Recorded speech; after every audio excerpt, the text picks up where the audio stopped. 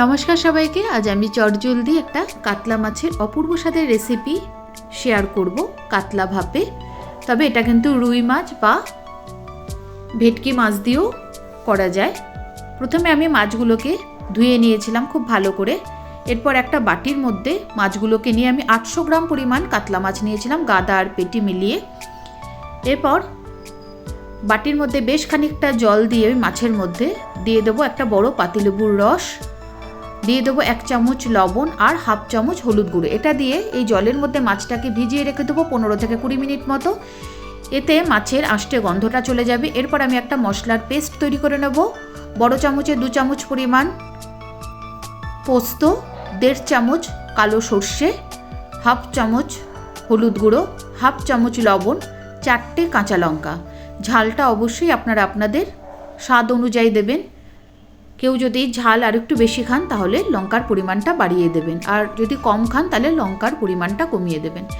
এরপর ওই ভিজিয়ে রাখা যে হলুদ, লেবু আর লবণ দিয়ে যে মাছটা ভিজিয়ে রেখেছিলাম বাটিতে, ওখান থেকে মাছটাকে তুলে নেব। নিয়ে আমি একটা বড় সাইজের টিফিন বক্সের মধ্যে মাছটাকে তুলে নেব। ওই মাছের মধ্যে আমি দিয়ে দেব সর্ষে আর পোস্তর যে পেস্টটা তৈরি করে রেখেছিলাম, ওটা আমি দিয়ে দেব।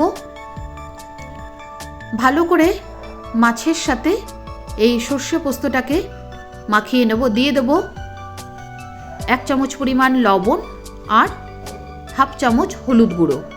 ভালো করে এটাও মাছের সাথে মিশিয়ে নেব। সব শেষে দিয়ে দেব সামান্য একটু জল। জলটাকে দিয়ে ভালো করে মিশিয়ে নেব সব মশলার সাথে। দিয়ে দেব 4টে কাঁচা লঙ্কা, এতে ফ্লেভারটা খুব ভালো হবে।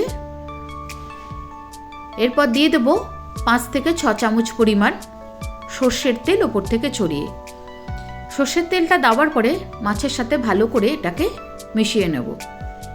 এরপর মিশিয়ে নেওয়ার পর টিফিন বক্সের ঢাকনা দিয়ে একটা ছড়ানো কড়াইতে খানিকটা জল দিয়ে জলটাকে গরম করে তার মধ্যে একটা স্ট্যান্ড বসিয়ে দেব।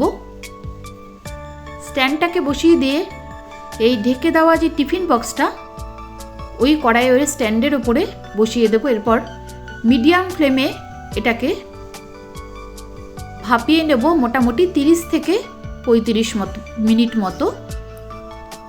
দেখুন এভাবে ঢাকা দিয়ে 30 থেকে 35 মিনিট মতো মাছটাকে ভাপিয়ে নিতে হবে। দেখুন মাছটা একদম রেডি। রেসিপিটি কেমন লাগলো অবশ্যই কিন্তু কমেন্টে জানাবেন, আর ভালো লাগলে শেয়ার করে দেবেন।